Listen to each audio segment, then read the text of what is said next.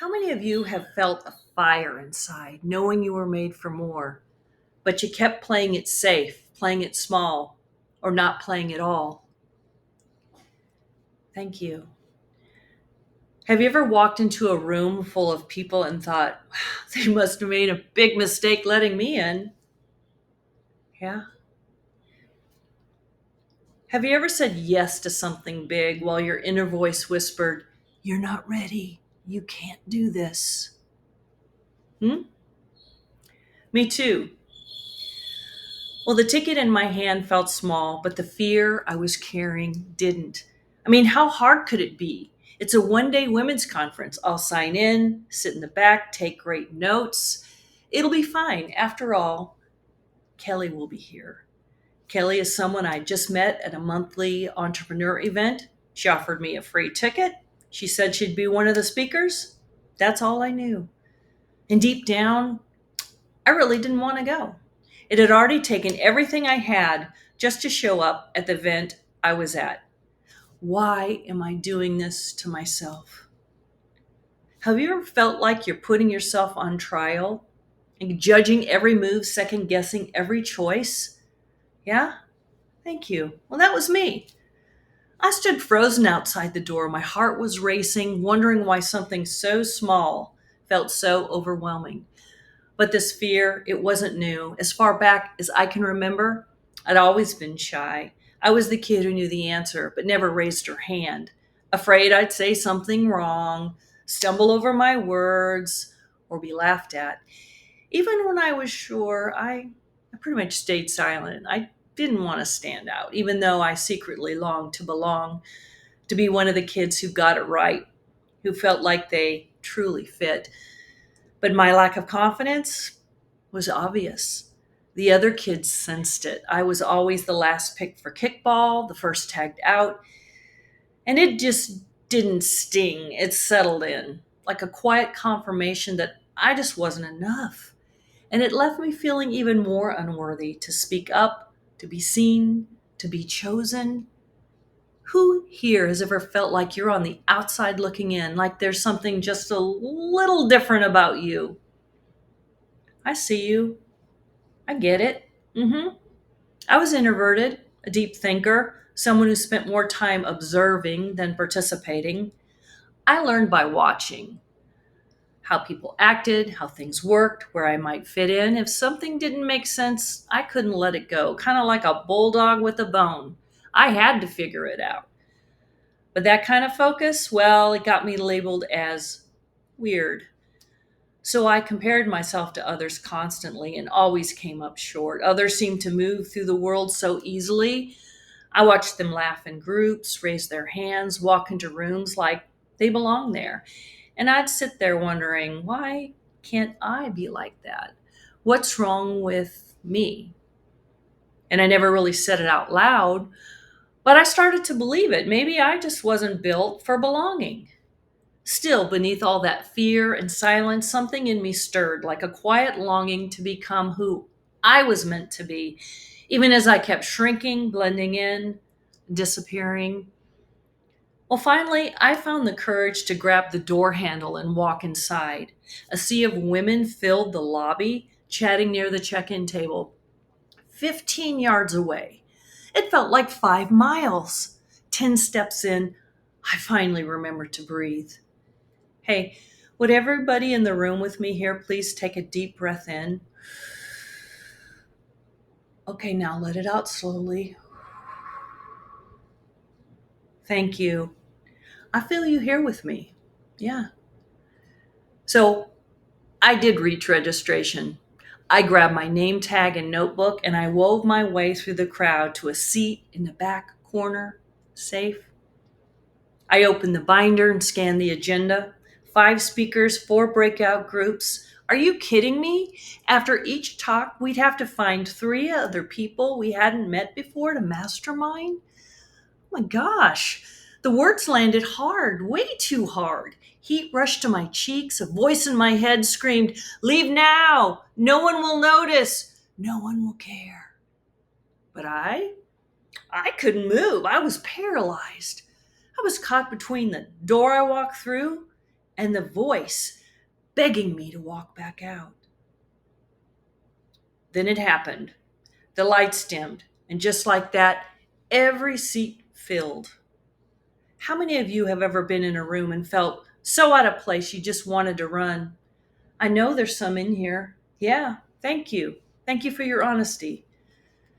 Well, if I could have, I would have snapped my fingers and bing, bang, boom, poof, landed in the parking lot. Heck yeah, I wanted to run. But when I looked down that row filled with all those women, it felt like the universe just closed the exit. And there I was, trapped in that seat, stuck, staying, desperate to leave. Well, a hush fell over the room as one of the organizers stepped on stage. She grabbed the mic and welcomed everyone. She briefly walked through the day's agenda, only furthering my state of panic. And then she introduced the first speaker. Hey, it's Kelly. And she looked nervous. Wait, is she nervous? Has anyone else ever looked at someone you thought was confident and realized that they're just trying to hold it together? Yeah, because that was Kelly in that moment. And that surprised me. You know, when I first met her, she came off so confident, almost cocky. We hadn't met but 3 minutes when she proudly announced, I am a network hoe. A network hoe. I know, right? You can laugh. I did, and I still do. It caught me off guard, but I love that she owned it. Hey, if the mini skirt fits, wear it right. Well, anyway, she seemed to own the room as she bounced from person to person to person. But now, under the stage lights, something in her energy had shifted. She looked pale, a little shaken. And then she began to speak. Honestly, I can't remember a word she said because at that point I was so deep in my own head. My heart was racing, my stomach felt tight. I was thinking about all the ways I was going to mess up at the breakout sessions. And after she finished, we were dismissed for a quick 5-minute break before the next speaker and group mastermind. And as the row began to clear, I saw my chance to bolt. Yep. But then Kelly caught my eye as she walked toward me, smiling, and she seemed pretty happy I'd come. And when she got near, she leaned in slightly, like she was about to confess something. And then she did. She admitted she'd been nervous. Speaking was actually new for her. But since her mentor had voluntold her for this event, she just did it. And then she said it slowly with intention. I do it because I have to get comfortable being uncomfortable. And in that moment, something inside me shifted. Comfortable being uncomfortable. What does that even mean? Comfortable being uncomfortable. I didn't know it then, but that phrase would change everything, not just for me, but for how I show up in my life and my work today. Comfortable being uncomfortable. Hey, I run when I'm uncomfortable. No fight, all flight. I hide, I shrink, I stay silent. But Kelly didn't. Nope. She stood there, nervous, and she did it anyway. How many of you know you gotta get comfortable being uncomfortable in order to be seen, huh? In order to get what you want, in order to do that thing that you were meant to do. Yeah? Yeah? Well, I couldn't shake it. So I kept repeating it like a mantra. Comfortable being uncomfortable. And then you know what happened next? Kara, didn't leave. Nope. I sat down, I took a breath, and when it came time for group sessions, I very uncomfortably, skin crawling, turned to the woman sitting next to me and asked if she wanted to be my partner. And you know what she said? Do you know what she said? She said, yes. Now that might not sound like a big deal, but for the girl who was always picked last and feared rejection, that yes meant everything. 2 others joined us. We introduce ourselves, and just like that, it began. Did the day get easier? Not really, but I stayed, and that was enough. When the event ended, that woman who walked out the door wasn't suddenly more articulate. She didn't all of a sudden become more outgoing or conquer every fear, certainly not in an afternoon, but she was different in a good way.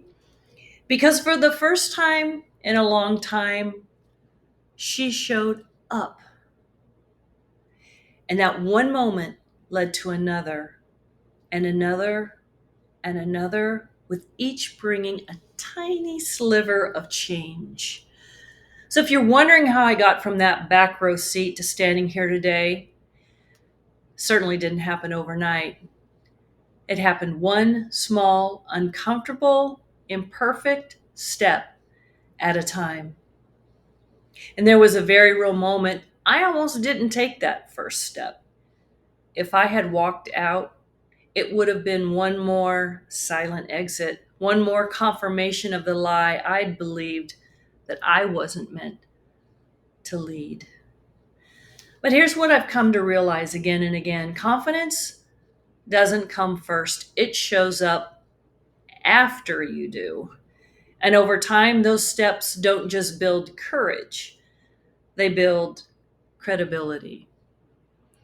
Because when you move through fear and discomfort, you don't just grow, you become more visible, more connected, more aligned with who you've been put on this earth to be around, to learn from, to help. So, I'd like to share with you three powerful truths, not just about growth, but about voice, visibility, and building a brand that reflects who you are. Now, these aren't just mindset shifts. No, they're the strategic foundation behind building a powerful, profitable digital presence.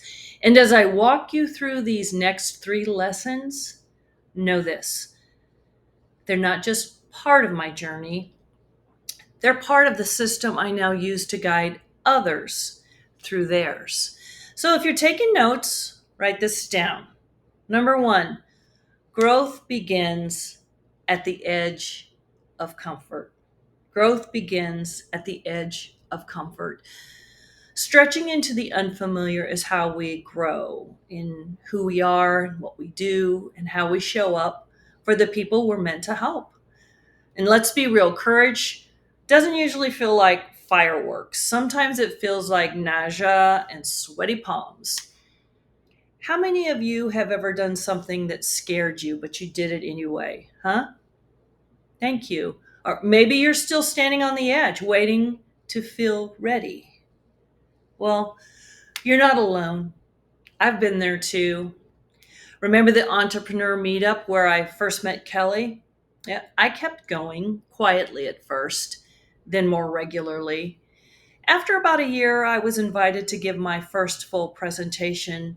There were about 50 people in the room that day, and I remembered thinking, what am I doing here? What am I doing here? What am I doing here? But I stayed. I gave the talk, and afterward, I walked outside, got in my car, and cried. Not because it was a disaster, but because stretching yourself is exhausting. I called my husband on the way home and listed everything I thought I did wrong. Told him I didn't want to go back, but I did. And I've been showing up ever since. Here's the twist: people still remember that talk. They've told me how much it helped them. Some have even quoted me back to myself. And it made me realize something important, something important. Sometimes your breakthrough becomes someone else's permission to take their first step. Your courage shows them what's possible. So it's tempting to look around and think everyone else has it figured out, but courage isn't about looking polished. It's about showing up when it's messy. Yeah, I see it with my clients all the time, launching a new offer, recording their first video, finally putting their voice and face out there after years of hiding behind taglines and templates.